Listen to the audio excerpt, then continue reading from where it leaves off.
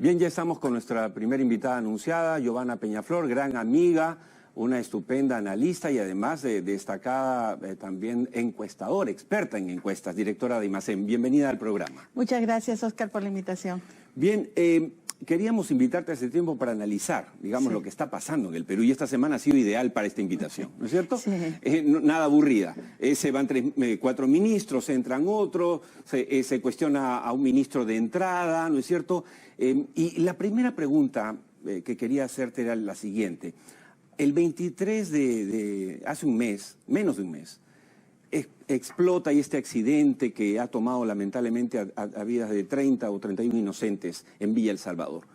En cualquier otro escenario, sí, eso tumba un gabinete, es decir, remece las estructuras de un gobierno. En este caso, la semana pasada sale que había subido unos puntos en la aprobación del presidente y hoy Ipsos publica una en la que indica que hay una baja, pero de 4 o 5 puntos. Teniendo más de 53 puntos el presidente, ¿la gente está equivocada o las encuestas se equivocan? No, yo creo que en algo ha tenido éxito el presidente Vizcarra y es en posicionarse como un presidente de transición, por lo menos después del cierre del Congreso, y en ese sentido tal vez no deberíamos evaluarlo con relación a lo que fueron la aprobación de otros presidentes, Fujimori, Toledo, Humala, qué sé yo, en sus respectivos gobiernos, o Alan García, sino en relación a lo que fue el anterior gobierno de transición, el de Valentín Paniagua. Y en ese gobierno de transición, el entonces presidente encargado tenía aprobaciones que estaban entre el 70 y 80% de respaldo, ¿no es cierto? Entonces yo creo que lo que está pasando fundamentalmente es eso, que gracias a que cuando se dio la crisis del cierre del Congreso, él había planteado que se adelantaran las elecciones, finalmente lo que queda en la retina de la gente es que es un gobierno que está, digamos, de tránsito, ¿no? Más me llama la atención que el hecho que tú mencionas tan lamentable no haya tenido más repercusión, por ejemplo, con el alcalde de Lima, ¿no? O sea, sí ha habido, digamos, este tema de Ocinermín, pero incluso es como una caída casi colateral, no directamente relacionado con ese hecho tan grave.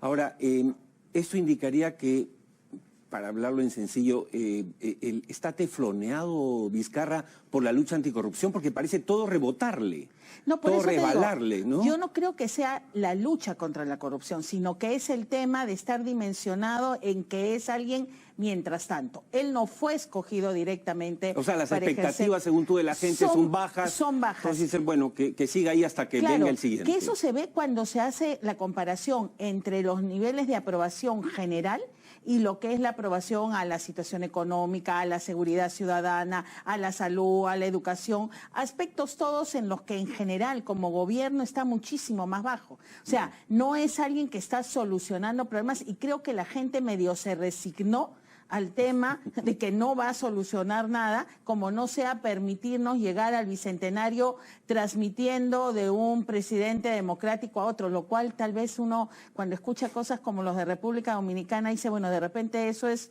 como medio suficiente, ¿no?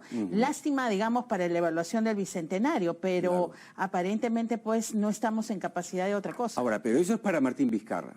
Vicente Ceballos es otra cosa, ¿no es cierto? Sí, o sea, obviamente los ministros han sido otra cosa, han caído... Claro, pero este gabinete con Vicente Ceballos se le caen pero solitos, es decir, no hay oposición, ya no está el cuco del APRA, no está Fuerza Popular, ¿no es cierto? No hay Congreso y se caen solos.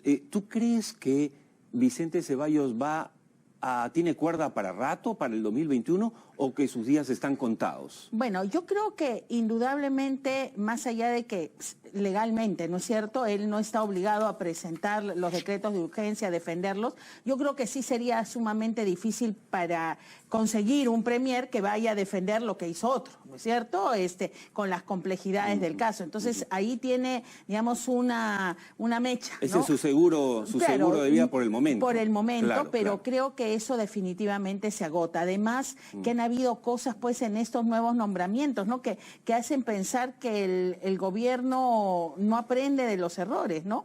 Esta crisis se desata por un conflicto de intereses y aparentemente la nueva titular del Ministerio de Energía y Minas, también es cuestionada por, digamos, lo menos, también tener conflictos, ¿no es cierto?, en el área que se le está encargando. Entonces, la verdad que uno se pregunta, ¿es un problema de evaluación o es un problema de incapacidad? Porque sí hay una diferencia entre la transición de Valentín Paniagua y esa transición de Martín Vizcarra, y es la capacidad de llamar gente. O sea, ¿de qué gente va a apoyar al presidente? Sí, claro, el equipo de Valentín Paniagua era casi intachable, ¿no es cierto? Claro. Más bien respetable, ¿no? En ese momento. Claro, eran en todo caso personajes que no representaban partidos específicos, pero que tenían una cierta unanimidad en la población o en determinados sectores de la población. Hoy en día estamos viendo dificultades del presidente para poder convocar personajes de ese calibre, o sea, porque ambos tenían el problema que no tenían partido, que no tenían bancada, pero había como un acuerdo más fuerte en torno al momento que pasó Valentín Paniagua que el que ahora. Y ese es el gran problema de Vizcarra. O sea, si bien es cierto que todavía uno agarra y dice, sí, claro, como te digo, si lo comparamos con Alan García, ¿no es cierto?, o con Humala a estas alturas, uno dice, no le va mal. Pero si lo compara con lo que es un proceso de transición, uno se preocupa porque la verdad es que necesitamos hacer cosas muy importantes para el próximo proceso electoral, para que no nos vaya a pasar cosas como las que estamos viendo. Ahora, no quiero aprovechar esta conversación, creo que no vale la pena ni siquiera analizar el Parlamento Express, así que no nos detengamos ahí. El breve. Quisiera más bien darte los nombres de los potenciales candidatos presidenciales que se vienen y tú, en base a tu conocimiento, al hecho de que estás tomándole la temperatura a la opinión pública, podrías darnos algunas opiniones. Empezando por Salvador del Solar, quien dicen sería candidato y que está por... Bueno, hay varios partidos que perfectamente, vientres de alquiler, que le darían su logo. ¿Qué posibilidades le ves a un del Solar para el próximo año? Bueno, definitivamente si él no hubiera pasado por el premierato, le daría mayores posibilidades. Y cuando digo si no hubiera pasado por el premierato es porque definitivamente si bien terminó bien, y eso en cualquier obra de teatro o en cualquier actuación uno dice lo último que queda es la última escena, ¿no es cierto? Y en ese sentido no le fue tan mal. Creo que ha habido un proceso del cual él terminó saliendo bien parado, pero no porque todo ese proceso estuviera bien manejado. Entonces allí tiene un problema y está atado también a lo que haga este gobierno en los meses que faltan. Si este gobierno mantiene esa tendencia a la baja desde el pico, ¿no es cierto?, desde la cerrada del Congreso, lenta pero inexorable, puede terminar llegando al proceso de las elecciones como representante de un momento que no fue lo mejor. Entonces yo en ese sentido ahí mantendría una incógnita, pese a que es un personaje, digamos, no político, que es lo que la gente busca, nuevo relativamente, pero con experiencia. Habría que analizar más minuciosamente su paso, de lo que le pueden decir, y en ese sentido no habría que descartarlo. Harold Forsyth, si es que se anima, ¿le alcanza el ser un hombre que ha ordenado Gamarra? ¿Eso le da un vuelo presidencial? George Forsyth. Sí, George Forsyth.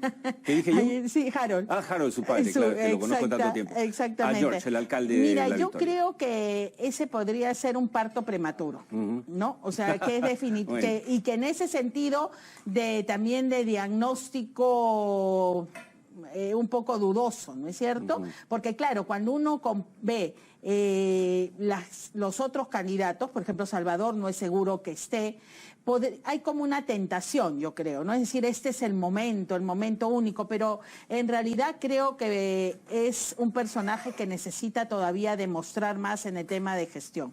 Julio Guzmán se quemó junto al departamento de su pareja. Sí, yo creo que, y no solo por el hecho, sino como muchas veces ha sucedido con personajes políticos, por la reacción ante la crisis, ¿no? Es decir, la entrevista donde le sacan el tema, estuvo mal preparado, reaccionó mal, y entonces yo creo que va a ser difícil que se reponga de esa situación.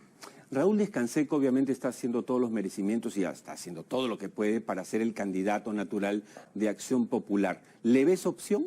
Bueno, primero que Acción Popular como caballo, digamos, ¿no es cierto? O sea, o digamos, sobre maquinaria sobre la cual montarse, no ha sido tan exitosa como se hubiera esperado. Es decir, ocupó el primer lugar en las elecciones parlamentarias, pero no es un primer lugar, ¿no? Distante de los otros. Ni siquiera alcanza a ser para el más alto de los enanitos, están como todos igualitos.